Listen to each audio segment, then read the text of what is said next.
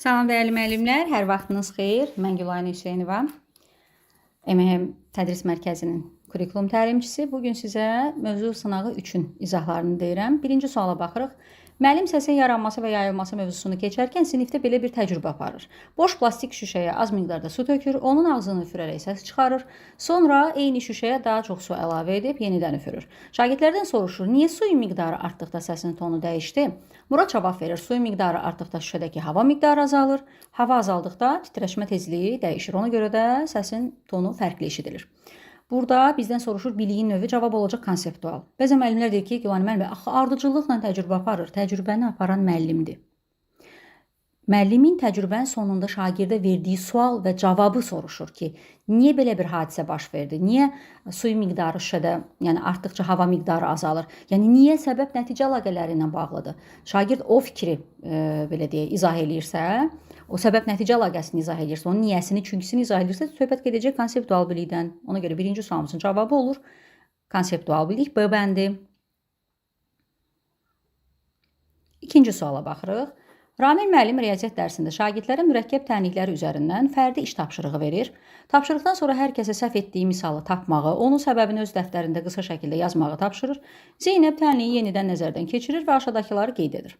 Əvvəlcə cavabı mənfi çıxmalı olduğunu düşünmüşdüm, çünki misalın əvvəlki nümunəyə bənzədiyini zənn etdim. Amma indi fərqinə vardım ki, bu tənlikdə əmsallar fərqlidir və burada mənfi cavab düzgün imiş. Mən çox vaxt görünüşcə oxşar misallara əsasən qərar verirəm. Gələn dəfə tələsmədən əvvəlcə şərti oxuyacağam. Deməli, bu adam öz səhvini anlayıbdı. Harda, yəni səhv edib onu dərk eləyir, özünə mənfi yanaşır, tənqidi yanaşır ki, mənim problemim, səhvim buradadır ki, mən bunu əvvəlki nümunəyə bənzətmişəm. Gərək hər dəfə tələsmədən şərti axıracan oxuyum. Bunu məsələn sonacan oxumamağım sualı səhv etməyimə səbəb oldu. Nədən söhbət gedəcək? Metakognitiv bilikdən. Metakognitiv bilik və bacarıqlarda dönə-dönə vurğulayır, özünə tənqidi yanaşmaq, özünü qiymətləndirmək, refleks etmək, harda səhv elədiyini, düz elədiyini dərk eləmək. Deməli, burada bilik olaraq cavabımız olacaq D variantı, metakognitiv bilik. Üçüncü suala baxırıq. Aygün müəllim Azərbaycan tarixi fənnindən dərs zamanı şagirdlərdən 19-cu əsrdə baş vermiş əsas islahatların mahiyyəti barədə danışmaq istəyir. O sinifə sənaye inqilabının təsiri barədə fərqli fikirlər səsləndirdikdə söhbəti dayandıraraq bildirir ki, hazırda məqsəd müxtəlif yanaşmaları deyil, hamının eyni şəkildə mənimsəməli olduğu məlumatı dəqiqləşdirməkdir.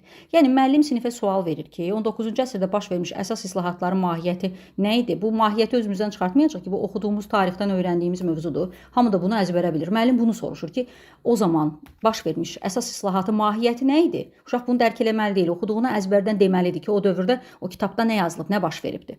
Və sinifdə bununla bağlı fərqli belə deyək, fikirlər səslənir.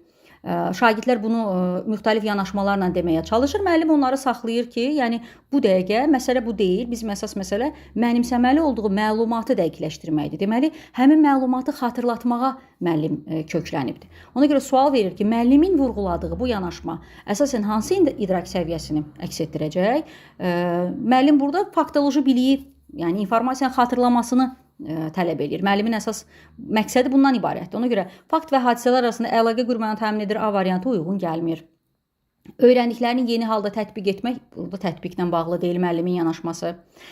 C variantına baxırıq. Şagirdlərin elmdə qəbul olunmuş əsas göstəriciləri dəqiq xatırlaması. Bəli. Əsas mahiyyət bu dəqiqə həmin informasiyanı xatırlamağı hədəfləyir. Ona görə cavabımız 3-də olacaq. C variantı. D-yə də baxaq. Fikir yürütmə və əsaslandırma bacarığı yox. Tam tərsi, şagirdlər əsaslandırmaq istəyirlər, fikirlərini söyləmək istəyir, amma müəllim imkan vermir. Müəllim onları saxlayır, dayandırır ki, bu dəqiqə əsas məsələ, məqsədimiz bu deyil. Ona görə D variantı da ola bilməz. Y variantı şagirdlərin hadisələr haqqında fərqli baxış bucaqlarını müqayisə etməsə şərait yaradır. Xeyr, tam tərsinə şərait yaratmır. Ona görə cavabımız olur 3-cü sualda C variantı.